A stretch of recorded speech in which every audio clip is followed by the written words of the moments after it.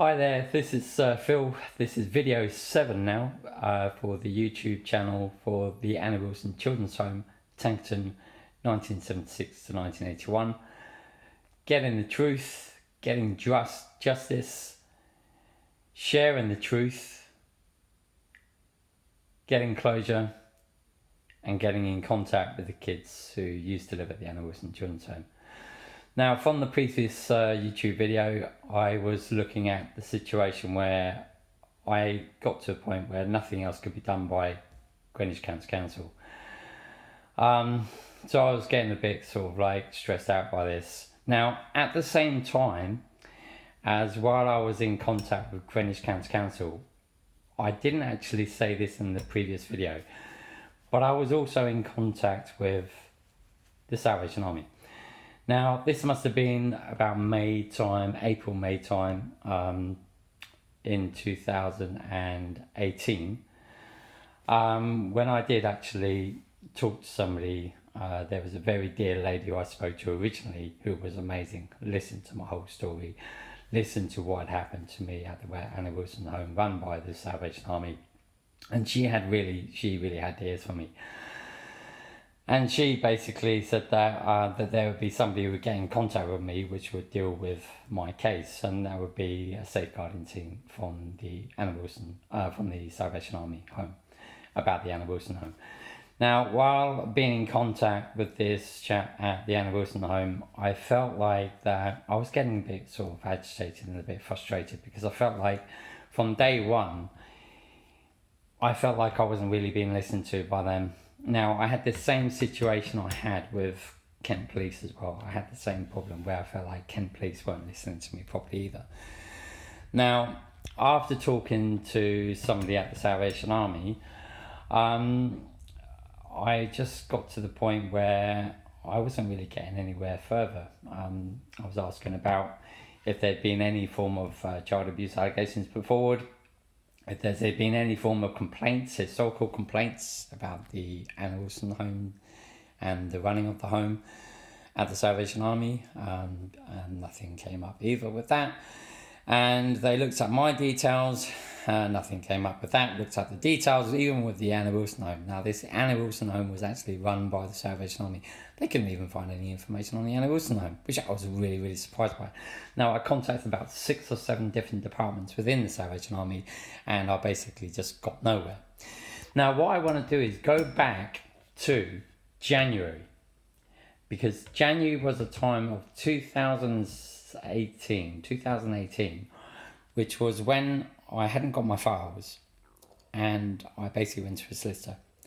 The solicitor said to me, "You have not got a case if you haven't got the files.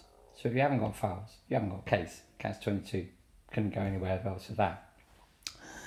So my next situation was I was thinking, okay, in my head, again, I'm trying to figure out what can I do, where can I go, and everything else. And I feel like I've gone through everyone and every situation I possibly could go through. And I got to the stage then where, with the Salvation Army, I also put forward, after putting forward this complaint about basically nothing being done and me not being taken seriously, and I asked for, there to be a public pardon to be done, and that wouldn't be accepted because they had no proof and everything else, which I can understand from their point of view, because, it could be anybody making up a load of rubbish, which isn't true. But at the end of the day, everything which happened at the Annie Wilson and everything I've talked about is true. And I will go to the court of law to prove that. So if ever there was a situation where he went to court, I don't have a problem with saying what happened, because what happened, I saw it with my own eyes. And I was there, and I've got the blasted mental torture of what happened to me as a kid, even to this very day now, by the way I am. I suffer from, like I've said before, post-traumatic stress disorder. I suffer from obsessive compulsive disorder.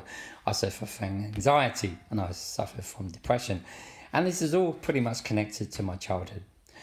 Because I'm not sure if anyone realises, but the first 5 years or 5 to 6 years of any adult's life is the first 6 years in their childhood, which basically sets them up for the rest of their lives, for the sort of personality they are within themselves, on how they were brought up. And this is why I always go and talk about this so much, saying that, with kids, the most important time is before the age of 6, because that's the time when their personalities and their characters are formed. And, I am basically living proof of that. Because literally I do have trust issues, and I always have, and I will not sort of deter from the idea that I don't have trust issues, because you know what, I do, and that's me. But anyway, we're going to now, sorry about sidestepping that, but this is me and this is how I am. But my next situation is with the Salvation Army. Now, with the situation with the Salvation Army, at a later date, I did decide to put forward a Freedom of Information request forward and a personal access request forward. But like I said in the previous videos, the Salvation Army are not a governing authority. They are a self-governing authority. They're an independent charity, and they are self-governing. And they're not governed by the government, because they are a private, independent organisation, charity. So it's put under a subject access request. So subject access request is put forward, bang, that's in there, it's in the pipeline, done. I'll have to wait, literally, it's the same situation which happened with Greenwich, it's the same situation which happened with Kent County Council, and it's happening again with Salvation Army.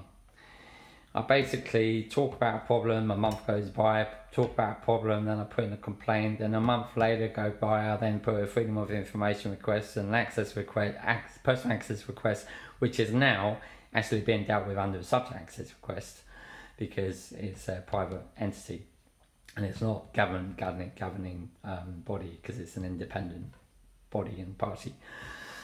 So I then having to wait for subject access request takes a month. Then after that, nothing's been dealt with, and I still feel like nothing's been done. So I end up going through to the ICO. Right. Now the ICO are dealing with this time, and this is pretty much like summer last year. It might have been summer, it might have been autumn last year. I am now going through the stage of waiting for the ICO to deal with my case. It gets up to roughly around Christmas time, where I really, really needed to get some information about Salvation Army not giving me any information on the Anna Wilson home. They haven't got it. Any information on me, they haven't got it. It's the same with Greenwich. Now, Kent County Council did have all the information on me, because they gave me my personal access, my personal files. But they give me like the Salvation Army and Greenwich County Council didn't give any information or even acknowledging me full stop as a person, or even acknowledging the Anna Wilson. I then get a reply from the ICO. This is probably January this year, and I can't say for definite what times of the year it was, but this is roughly, I then realise my worst thought had happened. The reason why the information on the Salvation Army doesn't exist, and the reason why the information on me does not exist with Greenwich County Council and Salvation Army, is purely because the law says that a home, children's home, care home, could be old people's home, could be any home, a community home where people are living within a community of other kids or other adults. These children's homes, when they close down, the files get destroyed 25 years after the home is closed. So the reason why I haven't got my information on my files about this Anna Wilson and about myself is purely because 25 years after the home closes, those files, retention period is 25 years after the home closes. So that means, bang, got no information on me. And the reason why Greenwich don't have any information on me and Salvation Army don't have any information is because legally they can destroy the files of these homes. Now the information on these files is basically information on the daily rotas, the daily rosters, the daily reports which happened in the diaries of a day-to-day occurrence or running of the home and everything else. Any information which could have been beneficial for me to know that certain people working on certain days, certain things happen on certain days, particular things put in diary, has now been erased and it's been eradicated, because all that information, which could have been cases of extreme situations, as in forms of abuse, like we said, happened to me, but also extreme forms of abuse, such as sexual abuse, or psychological abuse, emotional abuse, child neglect. All the information on the diaries of these homes have been destroyed. So it's almost like as if it went to court, all this information could have been very, very, very good and beneficial to be put into a court of law. I find out this information has been destroyed. Also, when I got in contact with Metropolitan Police in 1995 and around just before 2000, this was 25 years before the home closed. This is 25 years before the information was destroyed after the home had closed. My information, like on this home, on me, or me living at the home or the care home, basically was destroyed in 2007. I've been in contact with Metropolitan Police in 1995. Metropolitan Police - Surrey Police, late 2000s, late 1990s, so 1999, 1998. And then also around 2005, 6, 7. That information, if that had basically been dealt with by the police sufficiently about what I've been talking about, those files could have been saved from being destroyed. But the Metropolitan Police, the Surrey Police, didn't deal with it at the time. Thus, that means that those files could have been saved before they were destroyed. So I now get to the next stage where I'm now going to my local MP to basically sort out about the changing of the law, where the law does not allow these diaries, rotas and rosters, or information of the running of the home are not destroyed 25 years after the home closes. And I'm trying to get the law changed so that it goes to 100 years rather than 25 years. And this is going to be the end of this video, because I've now got to this next stage of where I'm going to next. Because the next thing I'm doing now is that I'm trying to get hold of a solicitor. I will tell you all my problems and about getting my case and my problem through to the courts, and the problems I got, which is all the things going against me on my case, purely because the law is not on my side and the regulations are not on my side for me to proceed this through to the courts.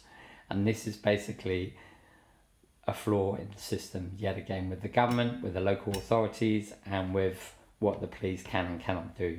Anyway, I'm going to run it off to the end of this video. This is getting justice, this is getting closure, this is getting the truth shared, and also finding more of the truth and getting in contact with the kids who live out the animals in the home. I've gone a bit more over this, but I'm off now. Take care, have a good day, and thanks for listening. Like and share. Thank you. Take care. Bye everyone. Thanks.